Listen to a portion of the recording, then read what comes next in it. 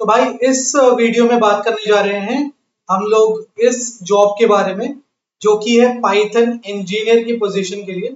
ठीक है। और इनका बजट है अप टू 60 LPA।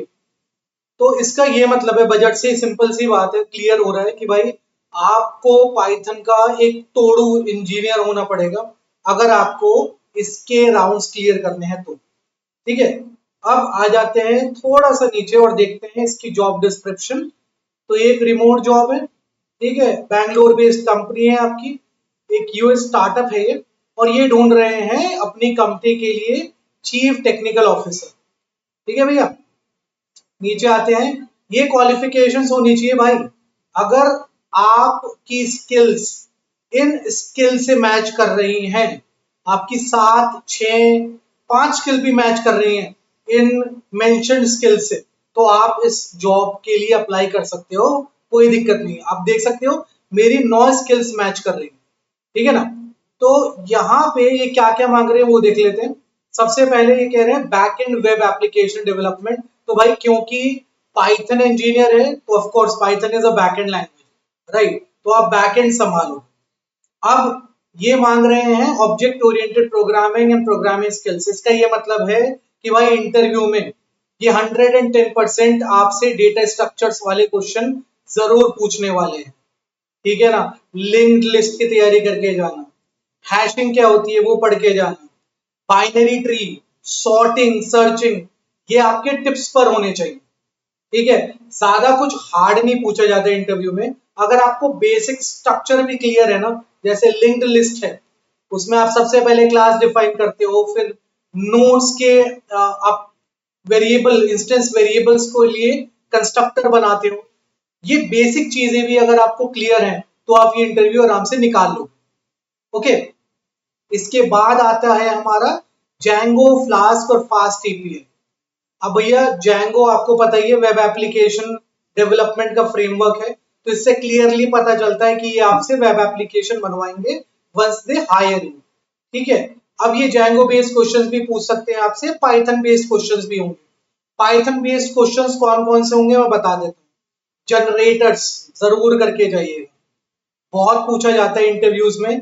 क्यों पूछा जाता है? क्यों भाई, इंटरव्यू ही जो होता है वो एक पेज खोल के बैठ जाता है, ऑनलाइन पेज खोल के बैठ जाता है, जहां पे वो पाइथन के क्वेश्चंस पढ़ता है, फिर आपसे उसी वक्त इंटरव्यू के दौरान पूछता है। तो आप जनरेटर्स जरूर पढ़ के जाइएगा। जनरेटर्स क्या होते हैं आपको पता ही होगा, ऑन द फ्लाई जो वैल्यूज जनरेट करते हैं। ठीक है ना। फिर आपका आ जाता है static variables, static list, dynamic list. ये चीज बहुत ज्यादा पूछी जाती है। किस तरीके से पाइथन के अंदर अपने ही डेकोरेटर्स क्रिएट करे जाते हैं, कस्टम डेकोरेटर्स।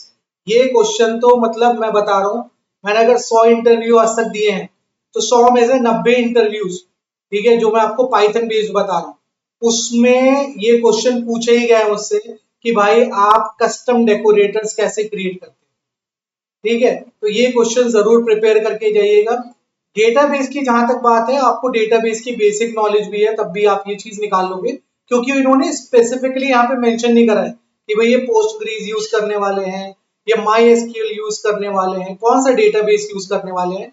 तो आपको अगर क्वेरीज भी आती है डेटाबेस की, डेटाबेस चलाना भी आता है, ट्रांजेक्शन्स क्या होती हैं, किस तरीके से ज्वाइन करते हैं, क्या कौन कौन से तरीके के ज्वाइन होते हैं, अगर आपको ये बेसिक चीजें भी डेटाबेस से रिलेटेड आती है, तब भी it is more than enough for you.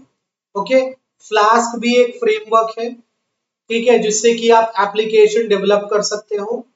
अब जैंगो और फ्लास्क अगर आपको नहीं आता तो मैं कहूंगा कि आप इस जॉब के लिए अप्लाई नहीं करो, क्योंकि इस जॉब के लिए अगर आप अप्लाई करोगे तो it will be a waste of time for you.